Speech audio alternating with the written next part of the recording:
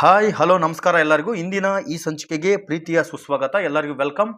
ನೋಡಿ, ಇಂದಿನ ಈ ಸಂಚಿಕೆಯಲ್ಲಿ ಬಹಳ ವಿಶೇಷವಾಗಿ ಒಂದು ಮಾಹಿತಿಯನ್ನು ನಾನು ತಂದಿದ್ದೇನೆ. ಅದರಲ್ಲೂ ಮಹಿಳೆಯರಿಗೆ ಇದು ಖುಷಿಯನ್ನು ತರುವಂತಹ ವಿಚಾರವಾಗಿದೆ. ಕೆಲವೊಬ್ಬರು ಹೇಗೆ ಸರ್ ಫೈರ್ ಡಿಪಾರ್ಟ್ಮೆಂಟಲ್ಲಿ ಮಹಿಳೆಯರು ಹೇಗೆ ಕೆಲಸ ಮಾಡ್ತಾರೆ, ಮಹಿಳೆಯರಿಗೆ ಅಗ್ನಿ ಅವಘಡದಲ್ಲಿ ಏನಾದರೂ ಅನಾಹುತ ಆದರೆ ಮಹಿಳೆಯರು ಅವರನ್ನು ಸೇಫ್ ಮಾಡಲು ಮತ್ತು ಇನ್ನಿತರೆ ಕಾರಣ SDRF ಆಗಿರ್ಬೋದು, NDRF ಆಗಿರ್ಬೋದು, ಈ ಹುದ್ದೆಗಳಿಗೆ ಅಗ್ನಿಶಾಮಕ ಇಲಾಖೆಯಲ್ಲಿ ಇನ್ನು ಮಹಿಳೆಯರಿಗೆ 10% ಮೀಸಲಾತಿ ಅನುಗುಣವಾಗಿ ನೇಮಕಾತಿಯನ್ನು ಪ್ರಾರಂಭ ಕೈಗೊಳ್ಳಬೇಕಂತೇಳಿ ರಾಜ್ಯ ಅಗ್ನಿಶಾಮಕ ಮತ್ತು ತುರ್ತು ಸೇವೆಗಳ ಇಲಾಖೆಯು ಒಂದು ಒಪ್ಪಿಗೆಯನ್ನು ಸೂಚಿಸಿದೆ. ಮತ್ತು ಇನ್ನೊಂದು ವಿಶೇಷತೆ ಏನಂದರೆ ಫೈರ್ಮ್ಯಾನ್ ಬದಲಾಗಿ ಫೈರ್ ಫೈಟರ್ ಮರುನಾಮಕರಣ. ನೋಡಿ, ಇಷ್ಟು ದಿನ ಏನು ಫೈರ್ಮ್ಯಾನ್ ಅಂತ ಏನಿತ್ತು ಅದನ್ನು ಫೈರ್ ಫೈಟರ್ ಅಂತೇಳಿ ಮರುನಾಮಕರಣ ಮಾಡಲಾಗಿದೆ. ಬನ್ನಿ ಹಾಗಾದರೆ ನೋಡಿ, ರಾಜ್ಯ ಅಗ್ನಿಶಾಮಕ ಮತ್ತು ತುರ್ತು ಸೇವೆಗಳ ಇಲಾಖೆಯಲ್ಲಿ ಇನ್ನು ಮುಂದೆ 10% ಹುದ್ದೆಗಳಿಗೆ ಮಹಿಳೆಯರ ನೇಮಕಾತಿ ಆಗಲಿದೆ. ಜತೆಗೆ ನೇಮಕಾತಿ ಪದನಾಮವನ್ನು ಮರುನಾಮಕರಣ ಮಾಡಲಾಗಿದೆ. ಮಹಿಳೆಯರ ದಶಕಗಳ ಹೋರಾಟದ ಫಲವಾಗಿ ರಾಜ್ಯ ಸರ್ಕಾರ ಆದೇಶ ಹೊರಡಿಸಿದೆ. ನೋಡಿ, ಇದು ಮಹಿಳೆಯರ ದಶಕಗಳ ಹೋರಾಟವಾಗಿತ್ತಂತೆ. ಹಾಗಾಗಿ ರಾಜ್ಯ ಸರ್ಕಾರವು ಈ ತೀರ್ಮಾನವನ್ನು ಕೈಗೊಂಡಿದೆ. ಅಗ್ನಿಶಾಮಕ ಮತ್ತು ತುರ್ತು ಸೇವೆಗಳ ಇಲಾಖೆಯಲ್ಲಿ ಮಹಿಳೆಯರಿಗೆ 10% ಮೀಸಲಾತಿಯನ್ನು ಕಲ್ಪಿಸಿ ಏನು 2046 ಹುದ್ದೆಗಳು ಖಾಲಿ ಇದೆಯೋ ಆ 2046 ಹುದ್ದೆಗಳಲ್ಲಿ 200ಕ್ಕಿಂತ ಅಧಿಕ ಹುದ್ದೆಗಳನ್ನು ಮಹಿಳೆಯರಿಗೆ ಮೀಸಲಿಟ್ಟು ಅವರನ್ನು ನೇಮಕಾತಿ ಮುಖಾಂತರ ತಗೋಬೇಕಂತೇಳಿ ಆದೇಶ ಆಗಿದೆ. ಮಹಿಳೆಯರಿಗೆ ಹುದ್ದೆಗಳನ್ನು ಮೀಸಲಿರಿಸಲಾಗಿದೆ. 1964ರಿಂದ ಜಾರಿಗೆ ಬಂದಿರುವ ಅಗ್ನಿಶಾಮಕ ತುರ್ತು ಸೇವೆಗಳ ಇಲಾಖೆಯಲ್ಲಿ ಮಹಿಳೆಯರ ನೇಮಕಾತಿ ಈವರೆಗೆ ಇರಲಿಲ್ಲ. ಇದೊಂದು ಹೊಸದಾಗಿ ಸೇರ್ಪಡೆಯಾಗಿದೆ. ನೆನಪಿರಲಿ, ಎಲ್ಲ ಮಹಿಳೆಯರು, ಎಲ್ಲ ಉದ್ಯೋಗಾಕಾಂಕ್ಷಿಗಳು ಇದಕ್ಕೆ ಒಂದು ಖುಷಿಯನ್ನು ವ್ಯಕ್ತಪಡಿಸಿದ್ದಾರೆ. ನೋಡಿ, ರಾಜ್ಯ ಸರ್ಕಾರದಿಂದ ಏನು ಇದು ಆದೇಶ ಆಗಿತ್ತು, SFAC ಸಭೆ, ಕೇಂದ್ರ ಗೃಹ ಸಚಿವಾಲಯ ಇತ್ತೀಚೆಗೆ ಕೈಗೊಂಡಿದ್ದ ಅಗ್ನಿಶಾಮಕ ಸಲಹಾ ಮಂಡಳಿ SFAC ಸಭೆಯಲ್ಲಿ ತೀರ್ಮಾನಿಸಿದಂತೆ ನೇಮಕಾತಿಯಲ್ಲಿ ಮಹಿಳೆಯರಿಗೂ ಅವಕಾಶ ಒದಗಿಸಿದೆ. ನೋಡಿ, ಇದು ಬರೀ ಸ್ಟೇಟ್ ಗೌರ್ಮೆಂಟ್ ಅಷ್ಟೇ ಆದೇಶ ಅಲ್ಲ, ಇದು ಸೆಂಟ್ರಲ್ ಗೌರ್ಮೆಂಟ್ನಲ್ಲಿ ಏನು ಗೃಹ ಸಚಿವಾಲಯ ಇದೆ, ಇತ್ತೀಚೆಗೆ ಏನು ಸಲಹಾ ಮಂಡಳಿ, ಅಗ್ನಿಶಾಮಕ ಸಲಹಾ ಮಂಡಳಿಯಲ್ಲಿ ಏನಿದೆ ಅಲ್ಲಿ ಮಹಿಳೆಯರಿಗೆ ಅವಕಾಶವನ್ನು ಒದಗಿಸಬೇಕಂತೇಳಿ ತೀರ್ಮಾನ ಕೈಗೊಂಡಿತ್ತು. ಅಗ್ನಿ ಅವಘಡ, ಪ್ರಕೃತಿ ವಿಕೋಪ, ನೆರೆ ಹಾವಳಿ, ಜಾನುವಾರು ರಕ್ಷಣೆ, ವಿವಿಧ ಕಟ್ಟಡಗಳಲ್ಲಿ ಅಗ್ನಿ ಸುರಕ್ಷತೆ ಹಾಗೂ ಇತ್ಯಾದಿ ದುರಂತದಲ್ಲಿ ಮಹಿಳೆಯರ ಪಾತ್ರ ಇರಲಿದೆ.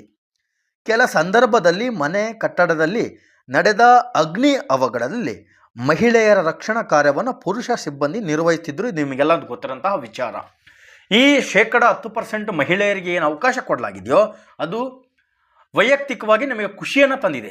ಯಾಕಂದರೆ ಅಗ್ನಿ ಅವಘಡದಲ್ಲಾಗಿರಬಹುದು, ಏನು ಪ್ರಕೃತಿ ವಿಕೋಪ, ಅತಿ ಹೆಚ್ಚು ಮಳೆ ಬಂದಂತಹ ಸಂದರ್ಭದಲ್ಲಿ, ಮಳೆಯಲ್ಲಿ ಕೊಚ್ಚಿ ಹೋಗುವ ಸಂದರ್ಭದಲ್ಲಿ ಮಹಿಳೆಯರನ್ನು ಪುರುಷ ಫೈರ್ಮ್ಯಾನ್ಗಳು ರಕ್ಷಣೆಯನ್ನು ಮಾಡ್ತಿದ್ದರು. ಅದರ ಬದಲಾಗಿ ತೀವ್ರವಾಗಿ ಗಾಯಗೊಂಡವರು ಹಾಗೂ ಅಸ್ವಸ್ಥ ಮಹಿಳೆಯರನ್ನು ಆಸ್ಪತ್ರೆಗೆ ದಾಖಲಿಸಲು ಮಹಿಳಾ ಸಿಬ್ಬಂದಿ ಅವಶ್ಯಕತೆ ಇತ್ತು. ನೋಡಿ, ಮಹಿಳಾ ಸಿಬ್ಬಂದಿಯವರ ಅವಶ್ಯಕತೆ ಇತ್ತು. ಇನ್ನು ಮುಂದೆ ಈ ಸಮಸ್ಯೆಗೆ ಪರಿಹಾರ ದೊರೆತಂತಾಗಲಿದೆ. ನೋಡಿ, ಇದು ಬಹಳ ಒಳ್ಳೆಯ ನಿರ್ಧಾರ. ಕೇಂದ್ರ ಗೃಹ ಸಚಿವಾಲಯ ಆಗಿರ್ಬೋದು, ಕರ್ನಾಟಕ ಸರ್ಕಾರದ ಗೃಹ ಸಚಿವಾಲಯ ಆಗಿರ್ಬೋದು, ಈ ತೀರ್ಮಾನವನ್ನು ಕೈಗೊಂಡಿದ್ದು ಬಹಳ ಖುಷಿ ಮತ್ತು ಎಲ್ಲರಿಗೂ ಉಪಯೋಗವಾಗುವಂತಹ ವಿಚಾರ ಇದಾಗಿದೆ. ನೋಡಿ, ಇಲಾಖೆಯಲ್ಲಿ ಪ್ರಸ್ತುತ 7159 ಹುದ್ದೆಗಳು ಮಂಜೂರಾಗಿವೆ. ಇದರಲ್ಲಿ ಪ್ರಸ್ತುತ 5272 ಅಧಿಕಾರಿಗಳು, ಸಿಬ್ಬಂದಿಗಳು ಕರ್ತವ್ಯ ನಿರ್ವಹಿಸ್ತಿದ್ದಾರೆ. ಇವುಗಳ ಪೈಕಿ ಅಗ್ನಿಶಾಮಕ ಮತ್ತು ಅಗ್ನಿಶಾಮಕ ಠಾಣಾಧಿಕಾರಿಗಳಿಗೆ ಹುದ್ದೆಗಳಿಗೆ ನೇರ ನೇಮಕಾತಿಯಲ್ಲಿ ಮಹಿಳಾ ಹುದ್ದೆಗಳನ್ನು ಕಾಯ್ದಿರಿಸಲಾಗಿರುತ್ತದೆ. ಇನ್ನು ಮೇಲೆ ಮಹಿಳೆಯರಿಗೆ ನೇಮಕಾತಿ ವಿಭಾಗದಲ್ಲಿ ಮೀಸಲಾತಿಯನ್ನು ಕೊಟ್ಟು ಅವರನ್ನು ತುಂಬಿಕೊಳ್ಬೇಕಂತೇಳಿ ಆದೇಶ ಆಗಿದೆ. ನೋಡಿ ಸರ್, ಹಾಗಾದರೆ ಮುಂದಿನ ನೇಮಕಾತಿಯಲ್ಲಿ ಎಷ್ಟು ಹುದ್ದೆಗಳು ಕಾಲ್ಫಾರ್ಮ್ ಆಗುತ್ತೆ, ನೇಮಕಾತಿ ಶುರುವಾಗುತ್ತೆ ಅನ್ನೋದಾದರೆ 2046 ಹುದ್ದೆಗಳು, ಖಾಲಿ ಹುದ್ದೆಗಳು ಇದ್ದಾವೆ. ನೋಡಿ, ಪ್ರಸ್ತುತವಾಗಿ 7159 ಹುದ್ದೆಗಳಿಗೆ ಮಂಜೂರಾತಿ ನೀಡಿದೆ. ಆದರೆ 5113 ಹುದ್ದೆಗಳು ಮಾತ್ರ ಭರ್ತಿಯಾಗಿವೆ. 2046 ಹುದ್ದೆಗಳು ಇಲಾಖೆಯಲ್ಲಿ ಖಾಲಿ ಇದೆ ಅಂತೇಳಿ ಮಾಹಿತಿಯನ್ನು ಹಂಚಿಕೊಳ್ಳಲಾಗಿದೆ. ನೋಡಿ ಸರ್, ಟೋಟಲ್ 7159 ಹುದ್ದೆಗಳು ಖಾಲಿ ಇತ್ತು. ಅದರಲ್ಲಿ 5113 ಹುದ್ದೆಗಳು ಮಾತ್ರ ಭರ್ತಿಯಾಗಿದೆ.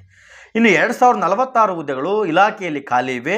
ಅತಿ ಹೆಚ್ಚು ಅಗ್ನಿ ಅವಘಡ ಸಂಭವಿಸುವ ನಗರಗಳಾದ ಬೆಂಗಳೂರು, ಬೆಳಗಾವಿ, ಮೈಸೂರು, ಧಾರವಾಡ ನಗರಗಳಲ್ಲಿ ಹೆಚ್ಚು ಹುದ್ದೆಗಳು ಖಾಲಿ ಇದೆ. ಇನ್ನೊಂದ್ಸರಿ ನಿಮಗೆ ಒತ್ತಿ ಹೇಳ್ತಾ ಇದ್ದೀನಿ, ಬೆಂಗಳೂರು, ಬೆಳಗಾವಿ, ಮೈಸೂರು, ಧಾರವಾಡ ನಗರಗಳಲ್ಲಿ ಹೆಚ್ಚು ಹುದ್ದೆಗಳು ಮಹಿಳೆಯರಿಗೆ ಖಾಲಿ ಇದೆ ಮತ್ತು ಪುರುಷರಿಗೂ ಖಾಲಿ ಇದೆ.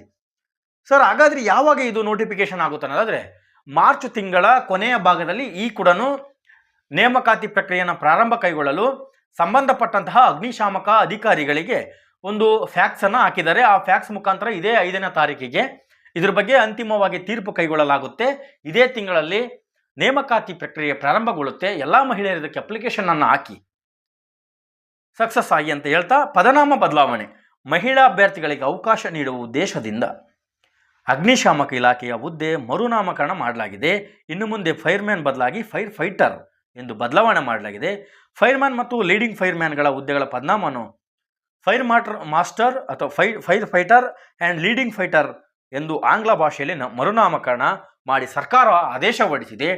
ಇದೇ ತಿಂಗಳ ಕೊನೆಯ ಭಾಗದಲ್ಲಿ ನೇಮಕಾತಿ ಪ್ರಕ್ರಿಯೆ ಪ್ರಾರಂಭಗೊಂಡು ಮಹಿಳೆಯರಿಗೆ 10% ಮೀಸಲಾತಿ ಅಂದರೆ 200ಕ್ಕಿಂತ ಅಧಿಕ ಹುದ್ದೆಗಳನ್ನು ನಾವು ಫೈರ್ ಡಿಪಾರ್ಟ್ಮೆಂಟಲ್ಲಿ ನಾವು ನಿರೀಕ್ಷೆ ಮಾಡ್ಬೋದು ಅಂತ ಹೇಳ್ತಾ ಈ ಸಂಚಿಕೆಯನ್ನು ಮುಕ್ತಾಯ ಮಾಡ್ತೇನೆ. ಎಲ್ಲರಿಗೂ ಧನ್ಯವಾದಗಳು. ನಮಸ್ಕಾರ.